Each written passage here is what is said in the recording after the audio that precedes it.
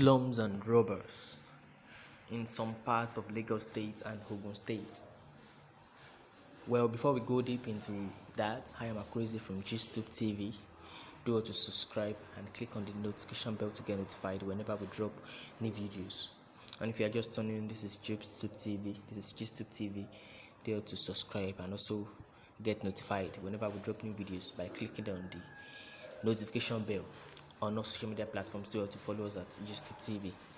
And hi, on all social media platforms, do well to follow me at Akurizi. Well, hoodlums went on rampage protesting. Some communities in Lagos State were on fire after the president's nationwide protest. Hoodlums invaded Shasha, Orisumbari, Idimo, and Ejigbo, attacking residents and robbing. President Buhari had announced the extension of the lockdown in the FCT, Lagos, and Ogun states for another 2 weeks. A report by The Sun indicates that some parts of Lagos State were on fire on Monday, April 13, following President Muhammadu Buhari's announcement to extend the lockdown by another 2 weeks. Recall that the Nigerian leader addressed the country in a nationwide broadcast, where he announced that the initial 2-week lockdown of the FCT, Lagos, and Ogun states would be extended by another additional 14 days. The extension didn't sit well with some aggrieved youths who started rioting as areas such as Shasha, Orisumbari, Idimo, and Ejigbo were on fire. The thugs, who appeared to be upset with Buhari's announcement, took to the streets and started attacking innocent residents of the area. They were also robbing, breaking into almost every shops and looted the goods. Some aggrieved youths started rioting in areas such as Shasha, Orisumbari, Idimo, and Ejigbo. The incident is similar to the wave of recent robbery attacks being witnessed in some other areas in Lagos and Ogun State since Sunday, April 12. This is coming after some hoodlums reportedly robbed Lagos residents following the lockdown imposed in the state over the COVID-19 pandemic. Suspected robbers armed with different kind of weapons on Sunday, April 12, reportedly invaded Mangoro Ogba, Agege, Yanopaja, Dokpemu areas of Lagos. A resident in Aluminium Village in Dokpemu told the Cable that the robbers came in about 30 motorbikes and 105 buses around 7 p.m. and broke into shops and houses. Well, this is heartbreaking, because in these hard times, people are looting each other, stealing from one another.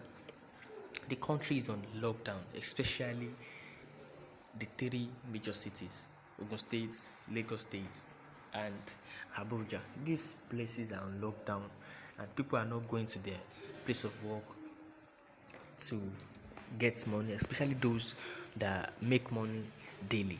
They've not been able to go to work, and it's allegedly reported that federal government hasn't paid the 20,000 naira they promised to the poor civilians. Now, how do you expect people to survive? People are just trying to survive, but then the way is not to steal from another person.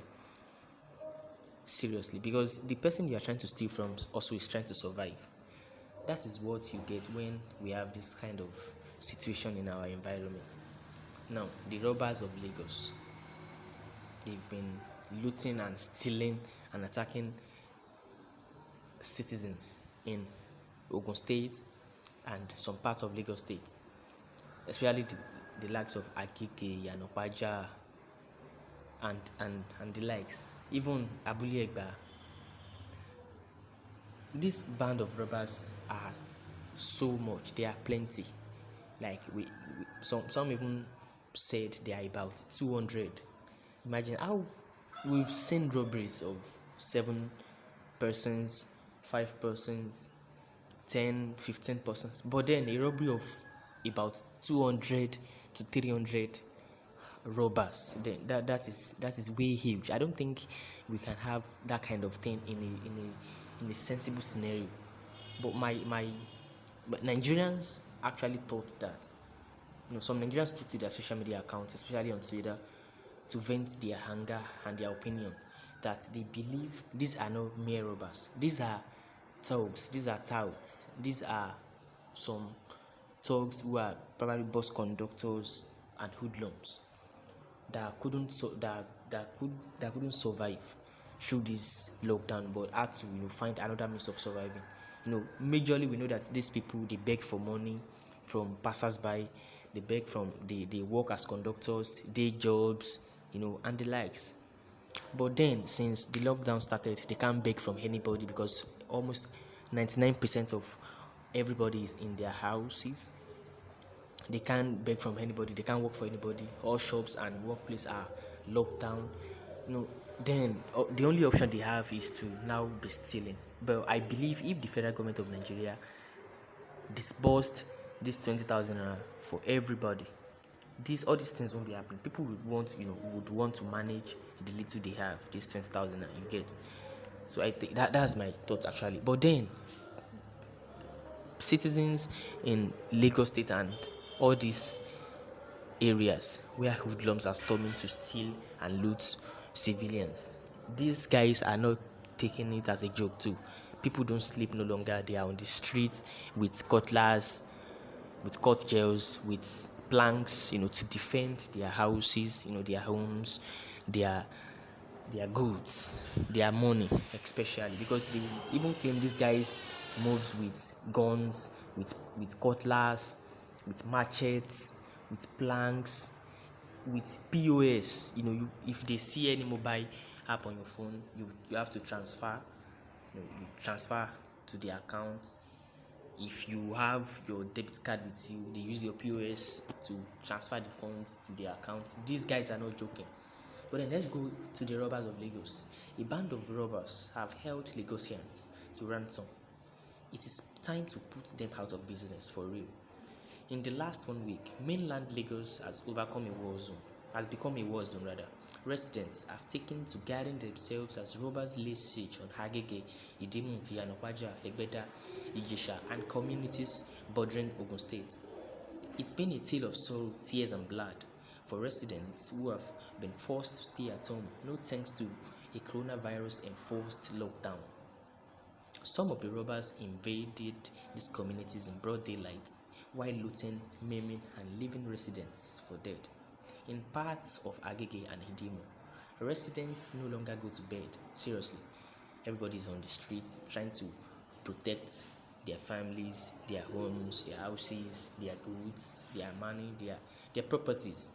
They erect bonfires in the dead of the night and all through the morning, arming themselves with machetes, cutlass, planks, and god girls as they strive to ward off the rampaging robbers. On Twitter, the hashtag Lagos Unrest, Agege Unrest, Iyanapaja, Ogun Unrest, and the likes have been trending for days on end.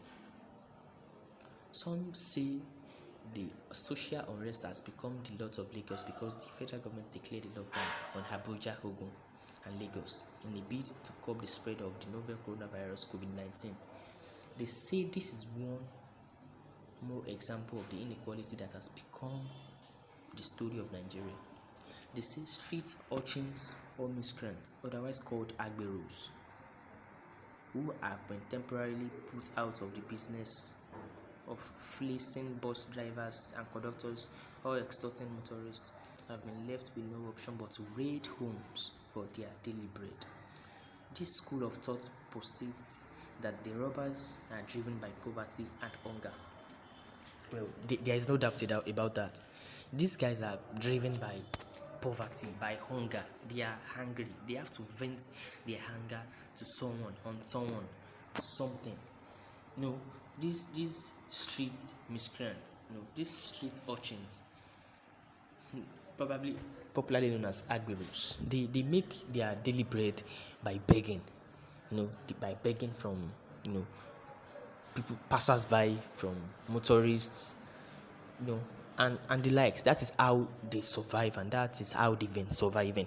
Now that everybody's on lockdown, there is nobody they can beg from. There is no shop they can go to beg for anything. There is no place they can go to even probably walk or anything, there is no boss in town that they could want to work as agbero for, conductor, or to beg from money from anybody. And they have to survive. They have to survive. Some say the social unrest has become a lot of Lagos because the federal government declared a lockdown on Abuja, Ogun, and Lagos in a bid to curb the spread of the novel coronavirus COVID-19. They say street urchins or miscreants who have been temporarily put out of their business of fleecing bus drivers and conductors or extorting motorists have been left with no option but to raid homes for daily bread. Well, I think there is a point there actually. This school of thought posits that the robbers are driven by poverty and hunger. Now, a Twitter handler took to Twitter and said, "How many armed robbers did this Lagos save? Maybe he needs to do new census because I don't understand how robbery could they happen all over the mainland. It seems more to me that these are area boys who are now focusing more on their side also due to the lockdown." This Twitter handler has facts, it actually speaks sense because they have to survive. These are area boys because thieves doesn't I don't think thieves have association of Nigerian thieves. I don't think we have something like that. I don't think we have the association of Nigerian thieves. So all these people cannot just come together to start stealing at different locations at the same time all over mainland. That is weird. That is unusual. That is not normal. The connection will be so high and tough. That means they are boys, they are area boys, they know themselves, they know how they roll things, and since they cannot survive in this lockdown, they have to find another means, therefore by looting, by extorting, by stealing from people. While this is largely true, we would be making the mistake of excusing the dastardly activities of these robbers in the past week. There are a lot of our kinsmen and women who are poor and who ain't raiding homes to survive. While we should see the robberies as one more reason to address the endemic poverty and unemployment in Nigeria, we should be careful not to come across as making a case of youths who have decided to take the lazy option out of their predicament. Some of the robbers who have also learnt are cult or gang members. Some have been called the Awawa Boys of Agege or the 1 Million Boys. Twitter user Adetoki says the 1 Million Boys grew as a rival gang to Awawa Boys based on ethnic lines. You see, the Awawa were mostly a mix of miscreants, northern boys from Morika's area, and the Yorubas who housed them. The 1 Million Boys felt the Awawa had overshadowed them in their turf. It is far more organized and has faction leaders who report to their head. Their number grew because it was easy to join and their mandate was straightforward. All of which points to the fact that we are dealing with organized crime and gang wars here as well, and not a ragtag army of miscreants looking forward to it. This is also a commentary on the failure of our police and intelligence agencies to nip courts like this in the bud before they become a danger to society. The resurgence of gang robberies in Lagos is unfortunately a sad reminder that Nigeria is a failed state.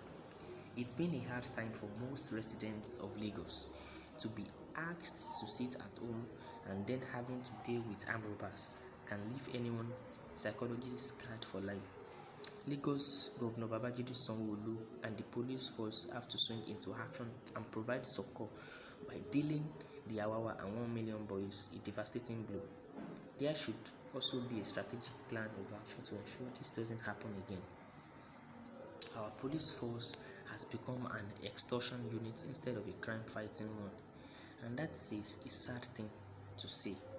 It's also instructive that the infamous crime-fighting unit of the police, the Special Anti-Robbery Squad (SARS), has gone AWOL at this time.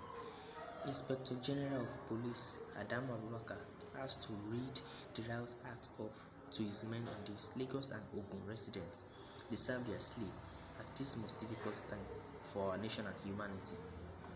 You see, this is another perspective, another big perspective. That means We are not even talking about some hungry miscreants and street urchins here. We are talking about a community. We are talking about people that came together, to form a gang. We are talking about gang members who are trying to fight against themselves. We have the 1 million boys and the Awawa boys. I think if we have this kind of bad gangs, police should be able to do something about it. Even the SARS, to grab hold of a fine boy on the street is not a problem to all these SARS people. To search your phone, to come into your house, to invade your privacy, all in the name of you being a cyber criminal without without no evidence. All in the name of you are a Yahoo boy because you are doing fine. They will harass you, they will search your phone, they will invade your privacy, they don't care, they will rough handle you. Even if you don't do anything, they will still threaten you. Some people have lost their lives through this. Now, these so-called SARS trying to form Jagaban on anybody on the street are nowhere to be found. They went into hiding when we need them most. The SARS means Special Anti-Robbery Squad. Now, there are robbers in town now. We can't find SARS anywhere. They are oh God. Well, I believe the federal government of Nigeria and the government of Lagos State and Ogun State will find something to do about this with immediate alacrity. Well, reporting is Akrizi from Gstop TV. Do it to follow me on social media platforms at Akrizi on Gstop TV. Do it to subscribe. Do it to click on the notification bell to get notified when we drop new videos. Till next time we meet, stay indoor and be safe.